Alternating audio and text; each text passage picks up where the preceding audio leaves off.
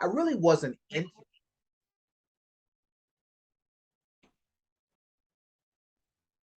Greetings, family. This is Baba Ahnk and Baba Kwabena. This is the Kemites View. And we're here on Sunday, the 7th of August.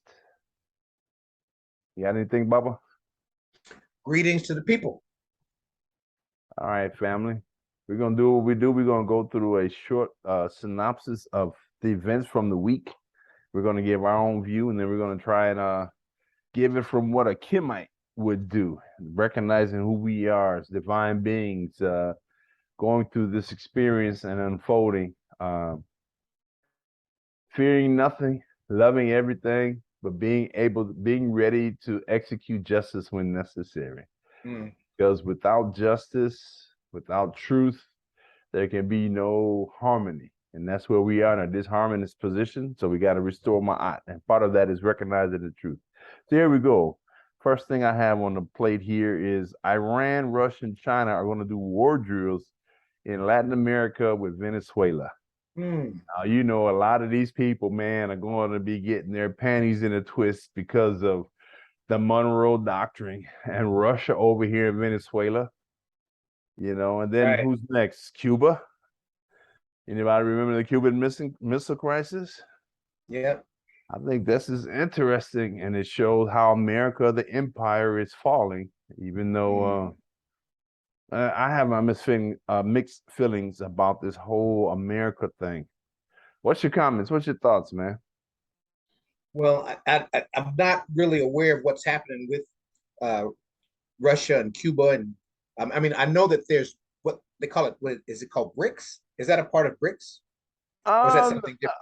It looks like a subset of the BRICS, because Venezuela, I don't know if they're in the BRICS or not, but definitely the fact that you're talking about major oil producers in Iran and Russia and Venezuela doing military exercises in Latin America, in the Caribbean, right next to Colombia, which is a NATO country. But go ahead. So I think Venezuela is in BRICS. I know some of South America is in BRICS. If it's not, they might be. No, Brazil for sure. Yeah. And they may be, but so if they are, so what does that mean to you? If they are in BRICS, assuming that they are. Well, the fact that what it means to me is nothing, but what it means to America is something, right? With this alliance, and then Africa is also shifting and changing gears, right? To align themselves with Russia and China. You know, and so of course, you know, the U.S. is not happy about that and won't be, because they think they the shit. Right. And then you got, I mean, look at Nancy Pelosi over in Taiwan. I think he was right. You're doing a Freudian slip, Nancy leprosy. But go ahead. Look, what her old ancient ass. She need to get somewhere. Fossilized butt. Right. Right. Wearing Fred Flintstone stuff. But anyway, go ahead. Betty Rubble, whatever.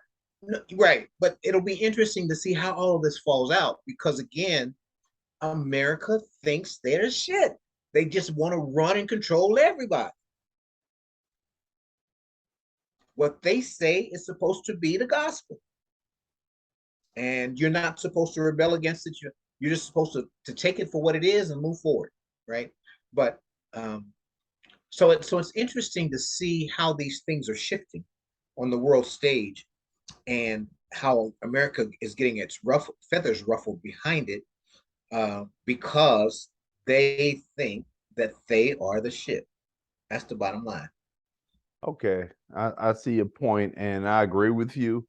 And being an African, having gone through the belly of the beast into this thing we call America, I have went through different, I guess, understandings or feelings, because in some way, I feel like America needs to get its behind kicked because of what is done, the hypocrisy of killing off so many natives, Indians, and blacks, and enslaving us and robbing folks, and going around the world and just acting like a swashbuckling pirate.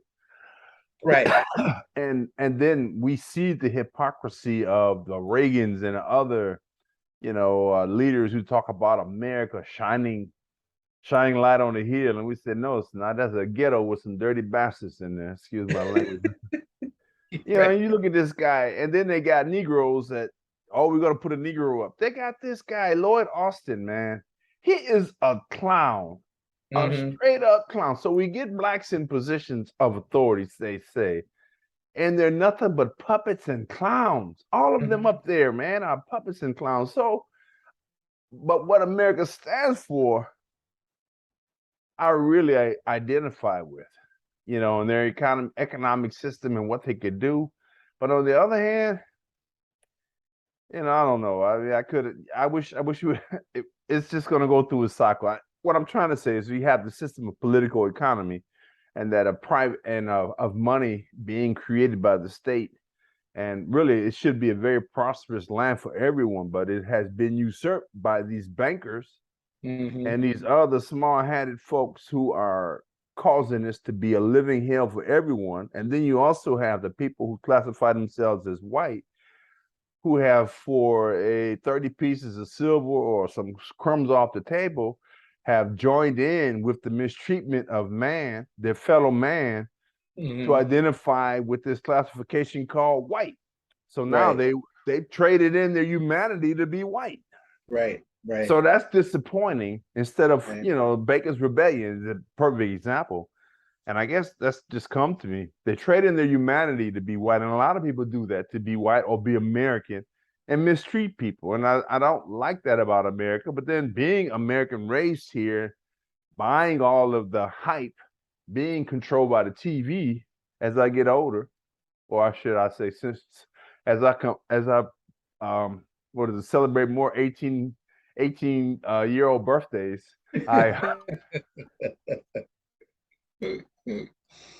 or I should say 18th birthdays, as I celebrate Right. more 18th birthdays, just like, oh, it's just part of the mix. We're in the energy flow, and just enjoy it and be thankful. So that's kind of where I'm at with that. But just long philosophical view to get back that I'm ambivalent about America.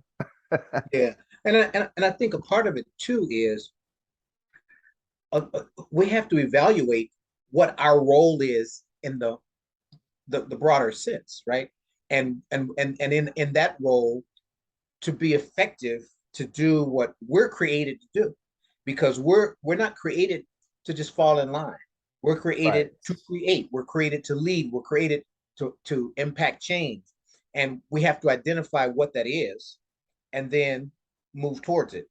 And regardless of what America does, or regardless of what China does, or Africa, we do what we're supposed to do, and that brings that maya, that brings the balance, right? Right.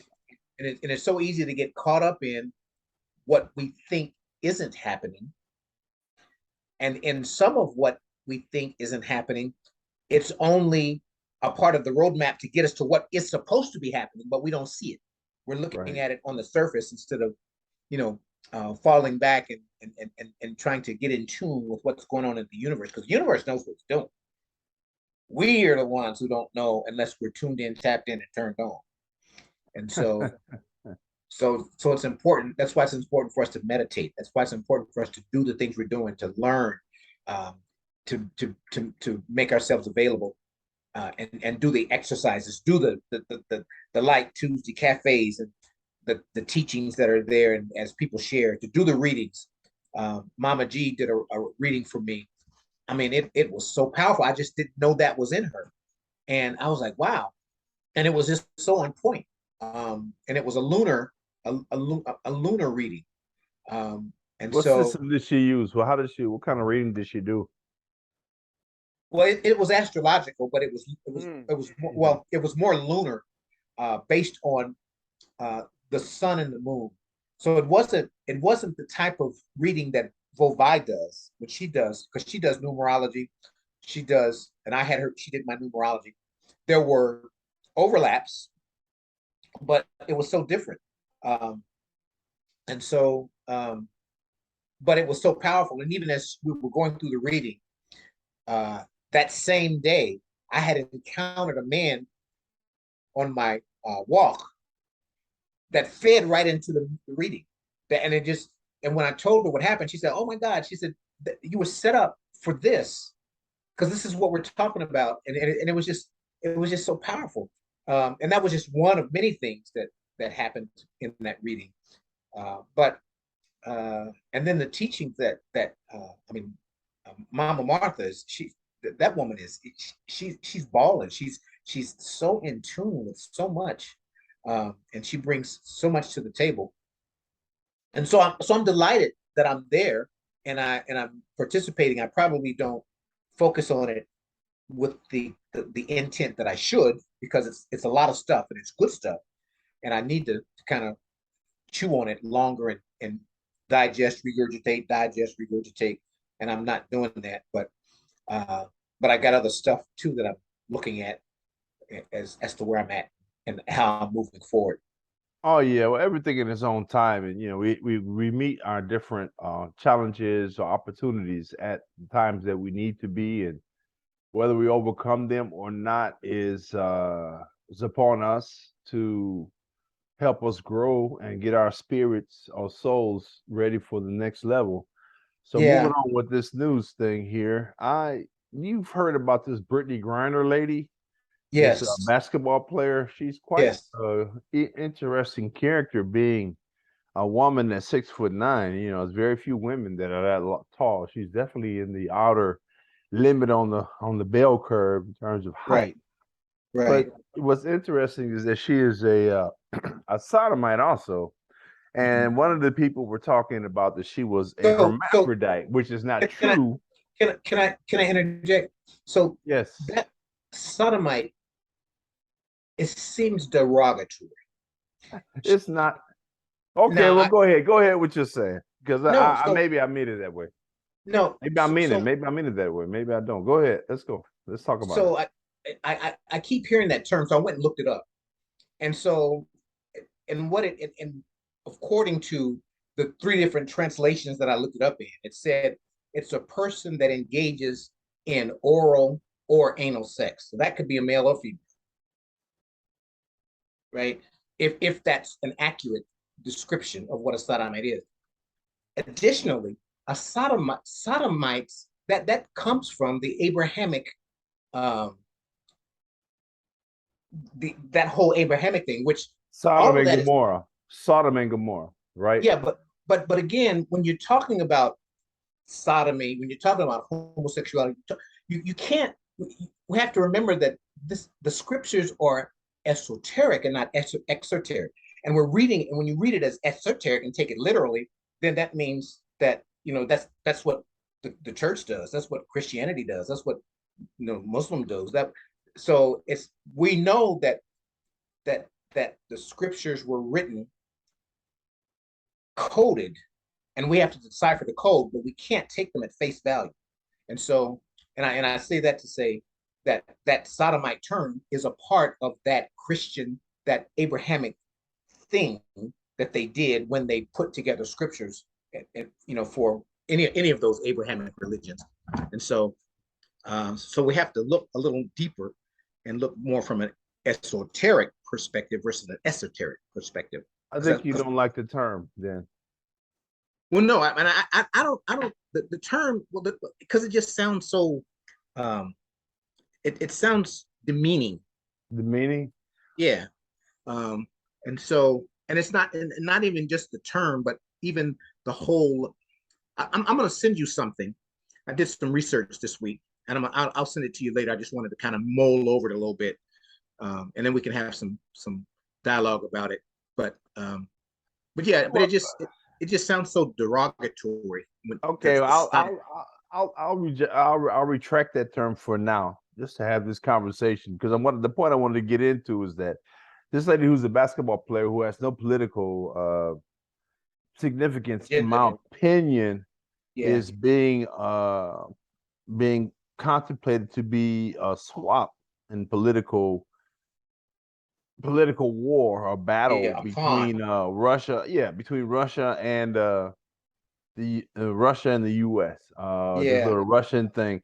So I find interesting is that a lawyer for her said that her sentence of 9 years for carrying vape cartridges or having marijuana seems a little bit excessive for being for marijuana charge in Russia. Typically it's not that severe.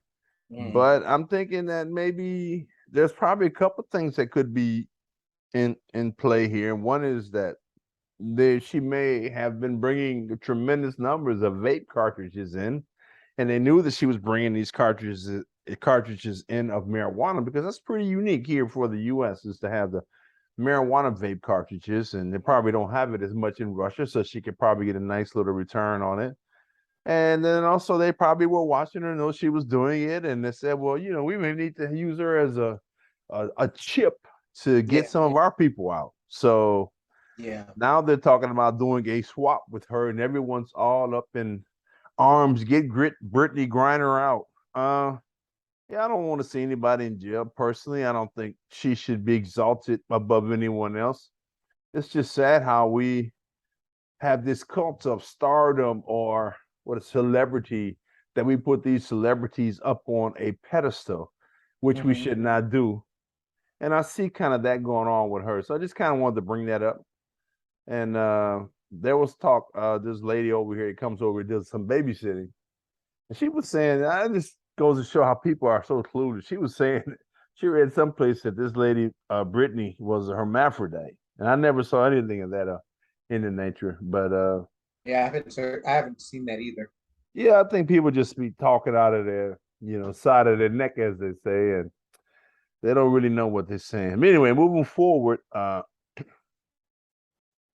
new French study shows that elevated risk of heart inflammation with the shot boosters. I won't say the name. I'll go by shot because, everyone gets their panties in a twist with this these shots we've been getting with these experimental gene therapies, and everyone thinks, some people think you should, some people think you shouldn't.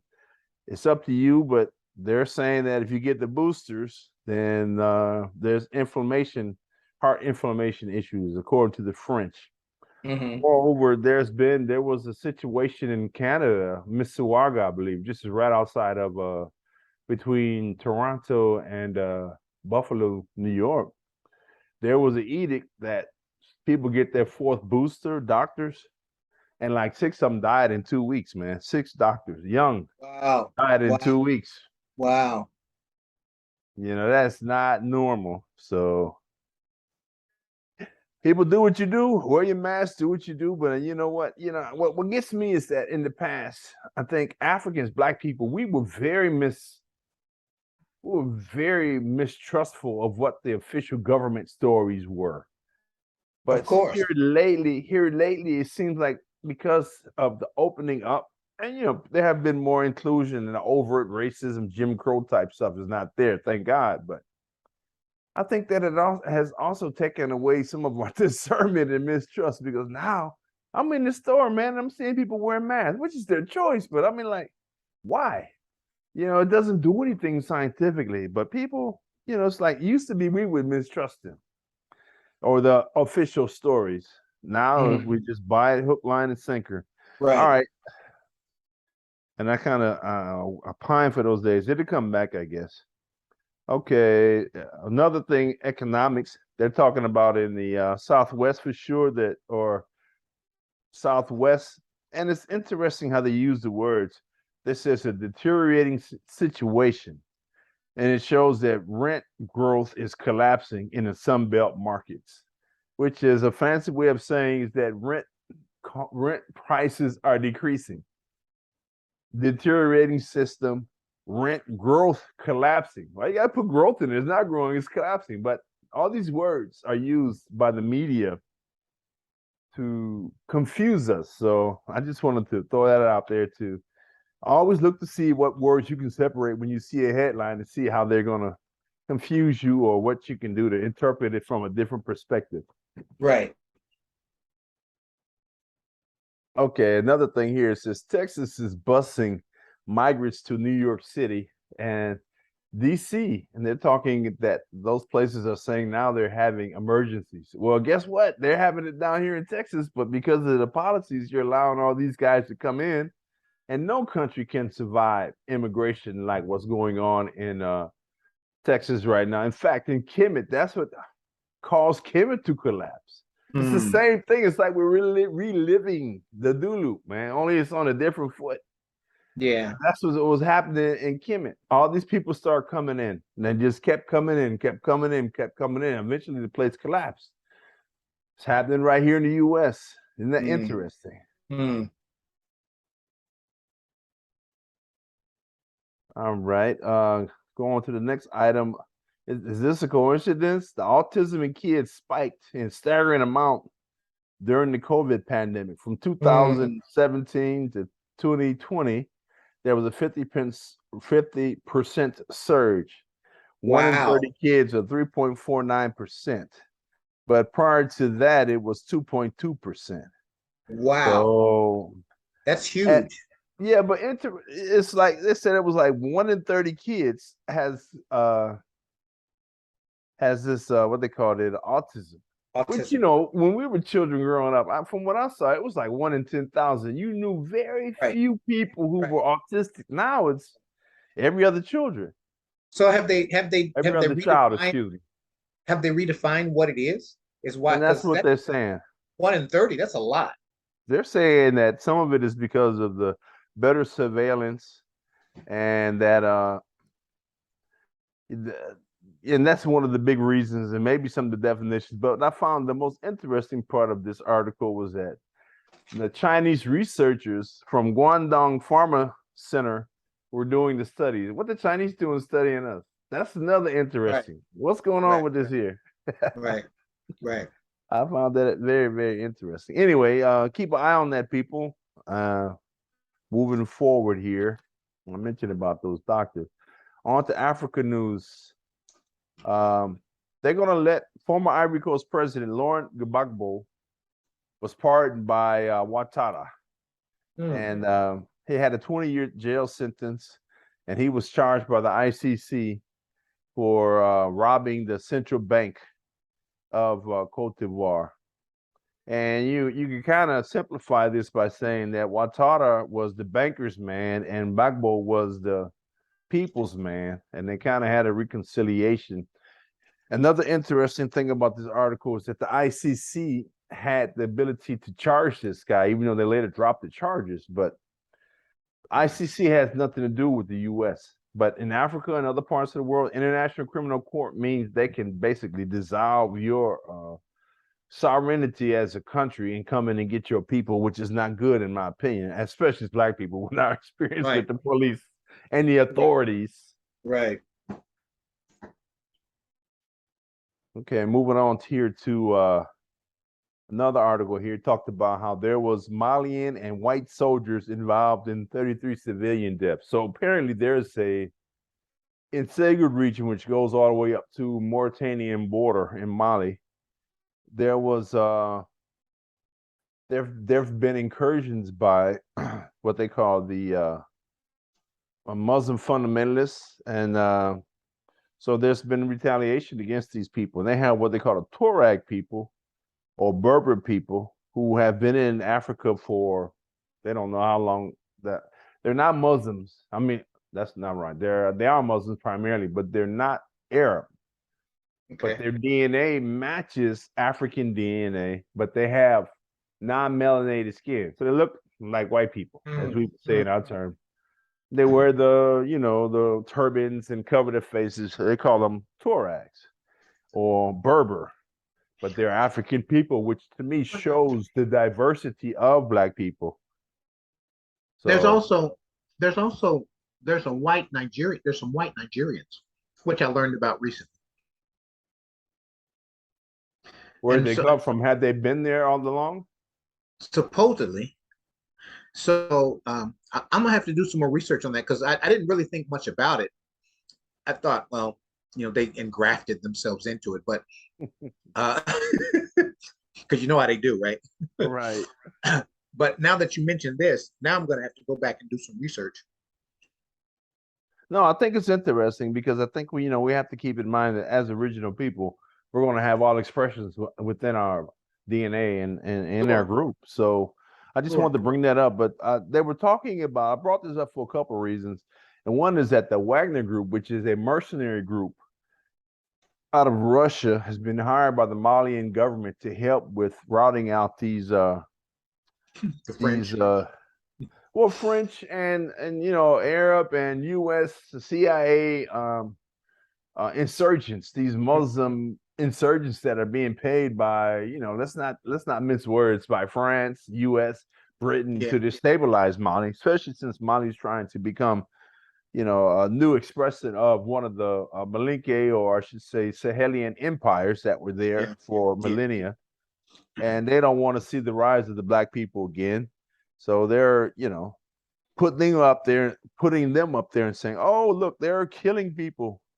They're just massacring folks." This is another way to demonize what's going on in Mali and their revolution. So I see that kind of happening there, and also to demonize Russia with this Ukraine-Russia conflict, and of course, it all goes back to money. So I brought that right. up here again. Speaking of money, did you hear about this? This is recent to me. Maybe it's old, but I want to bring it up just to speak from a legal perspective. Sesame Place lawsuit. Did you hear about that?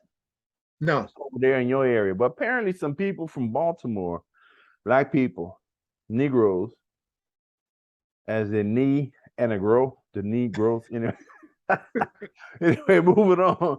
No, but there was these people from Baltimore who went to this theme park, apparently in Philadelphia, and they have a little video of oh, some yeah, people walking, I some heard about character that. Yeah, from Sesame Street walking yeah, by and waving at other people and high-fiving other folks. But then when it came to these two little black girls, it just right, walked by, waved them off, but it also waved off someone before.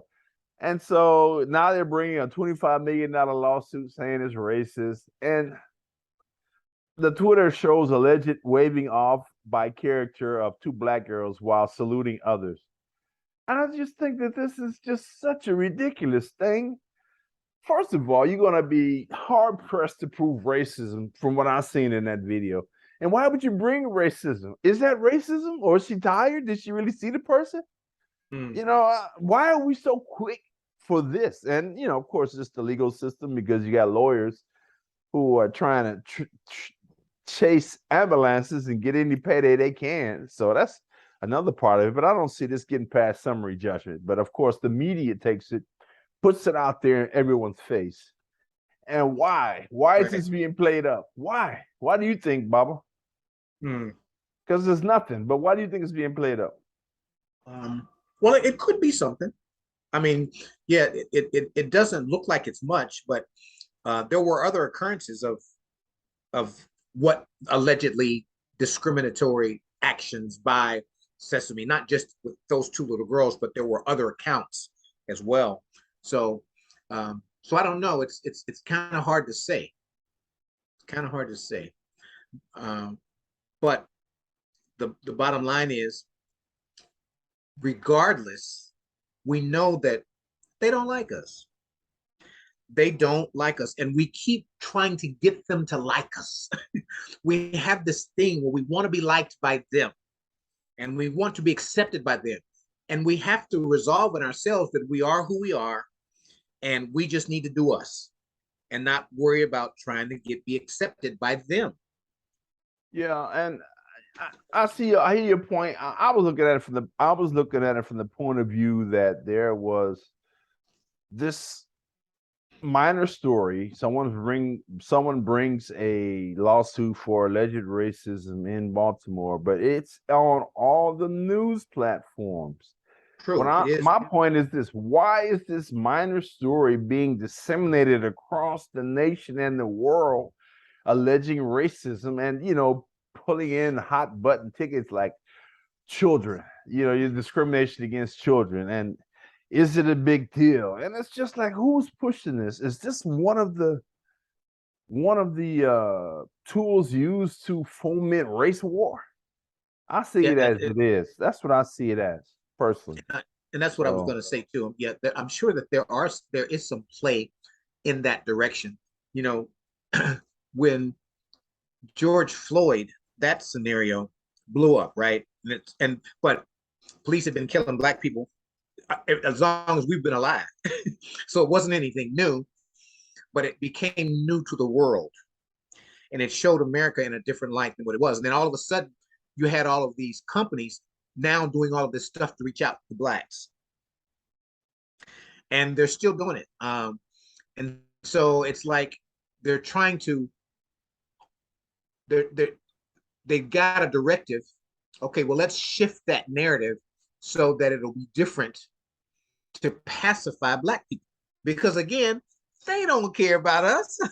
It's all a game, right? And so so it could be a part of that is coming into play with this sesame thing too. Yeah. Right? Yeah. So I don't know. It's as well as there's also an agenda to divide us more, to divide the country more, to divide blacks and whites. And, so that narrative is being pushed too. Well, and that's the point I'm looking at. I'm seeing it as a point by the hats to divide so-called blacks and whites to get into a race war so that the hats who have been doing all the stealing and controlling can skirt off to wherever they go, southeast corner of the Mediterranean, hide. Mm-hmm. And keep, that's what they've been doing historically, is getting blacks and other, so-called whites to fight while they can make money off either side. And I see this as a ploy by the hats to do that. But we need to not fall for it. We need to look at it for what it is and be more discerning and not just be so simplistic in our analysis and just say white people, because you've got Jews, you got so-called Catholics, you got Russians. We can't just dump them all in one barrel and be able to understand what's really going on. That's not what you do war. War, you study your enemy. You know his characteristics. You know their interactions. You don't just say, "Oh, that's just white people." Mm-hmm. It's so lazy and simplistic to me. I hate it. Anyway, right. My pet peeve. Moving forward, let's see. In Senegal, which is interesting, there was a peace agreement signed by the Senegalese government and an area called the Casamance, which is just south of Gambia. Because if you in Senegal, it's a country, think of it as a country that's kind of divided in the middle, and above it is one part of the country, and then in the center there's another country, which is the Senegambie River, which is from Alex Haley's fame, Gambia. And then below that is the rest of Senegal. And the Senegambie River is a different country only because the British, they speak English. The British wanted to have a stake in West Africa, in that region.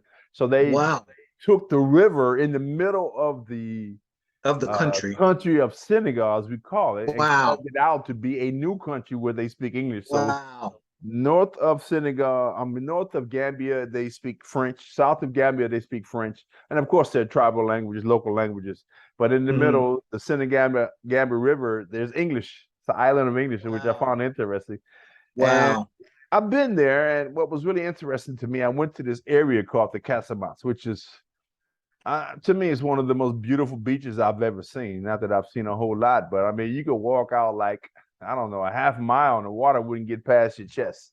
It was really low and it was soft, beautiful sand. I mean, the water was warm. It was fantastic, man.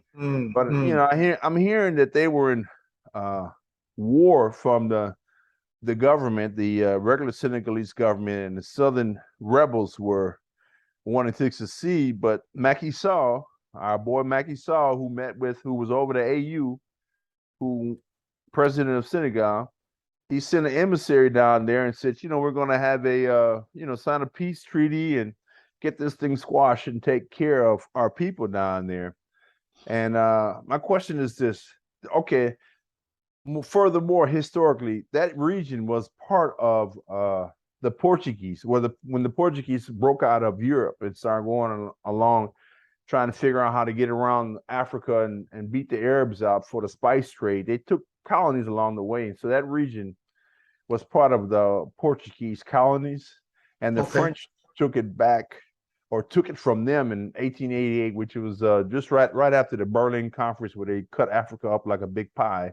Right. I always question when you see these rebel groups and all this fighting. There's a couple things. One is these countries' borders are artificial, and it's because of the British British, yes, primarily, but European raping of Africa and cutting it up like a big pie. It causes a lot of problems.